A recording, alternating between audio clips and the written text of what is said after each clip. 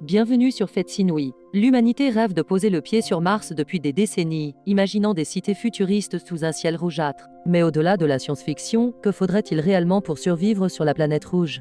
Aller sur Mars n'est pas juste une question de construire une fusée assez puissante, c'est un défi colossal qui touche à la biologie, la psychologie et l'ingénierie la plus complexe. Le voyage seul est une épreuve de septembre-mois, mais ce n'est que le début des ennuis. Une fois arrivés, les astronautes devraient faire face à un environnement qui est, à tout égard, activement hostile à la vie humaine. Le premier obstacle mortel est invisible, la radiation. Sur Terre, nous sommes protégés par le champ magnétique de notre planète et son atmosphère épaisse, qui agissent comme un bouclier cosmique. Dans l'espace interplanétaire, ce bouclier disparaît. Les astronautes en route vers Mars seraient bombardés sans relâche par deux types de rayonnements dangereux. D'une part, il y a les éruptions solaires, des explosions soudaines et violentes à la surface du Soleil qui projettent d'énormes quantités de particules énergétiques dans l'espace. Un événement de cette ampleur pourrait exposer un équipage non protégé à une dose de radiation mortelle en quelques heures seulement. Le blindage nécessaire pour se protéger de ces éruptions alourdirait considérablement le vaisseau, compliquant le lancement et le voyage. D'autre part, il y a le rayonnement cosmique galactique, un flux constant de particules subatomiques à haute énergie provenant de l'extérieur de notre système solaire. Ce rayonnement de fond est plus insidieux. Il ne vous tuera pas instantanément, mais il s'accumule dans le corps au fil du temps, endommageant l'ADN, augmentant considérablement le risque de cancer et provoquant des maladies dégénératives du système nerveux central.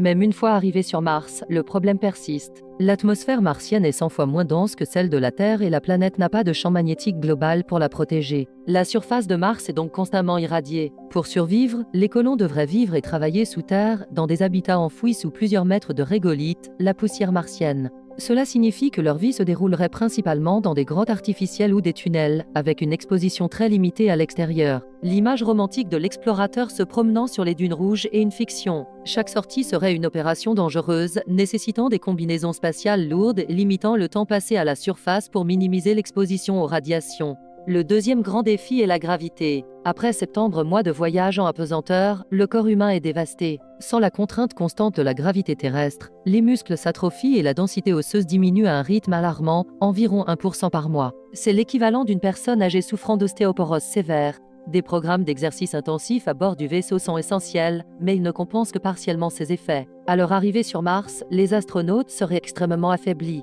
La gravité martienne n'est que de 38% celle de la Terre. Une personne pesant 70 kg sur Terre n'en pèserait que 26 sur Mars.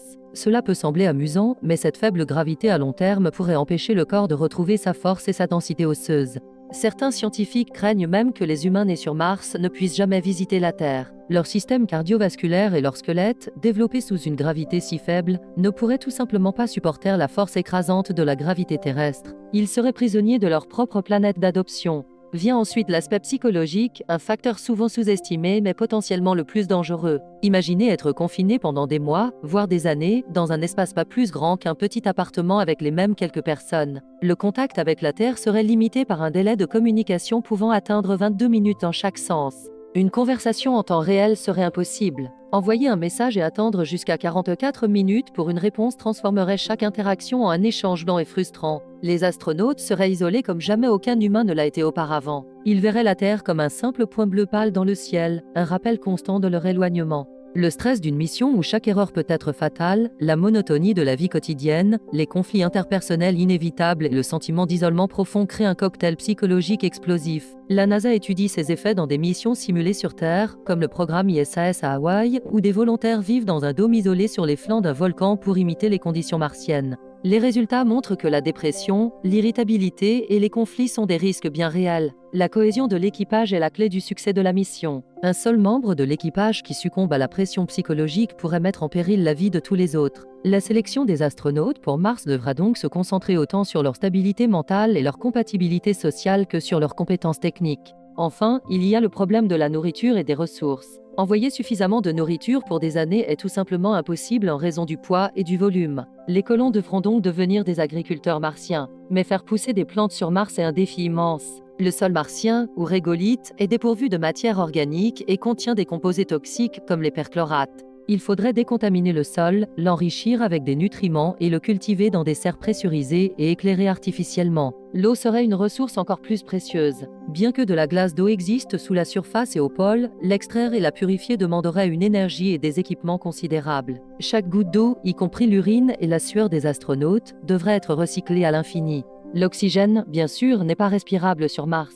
L'atmosphère est composée à 95% de dioxyde de carbone. Des technologies comme l'expérience MOXIE de la NASA ont prouvé qu'il est possible d'extraire de l'oxygène du CO2 martien, mais le faire à une échelle suffisante pour supporter une colonie et un autre ordre de grandeur. La survie sur Mars dépendra d'un système de support de vie en boucle fermée presque parfait, où tout est recyclé. La moindre défaillance de ce système, que ce soit une fuite dans la serre, une panne du recycleur d'eau ou un problème avec le générateur d'oxygène, pourrait signifier une mort rapide pour toute la colonie. Il n'y aurait pas de mission de sauvetage rapide depuis la Terre. Les colons martiens seraient seuls.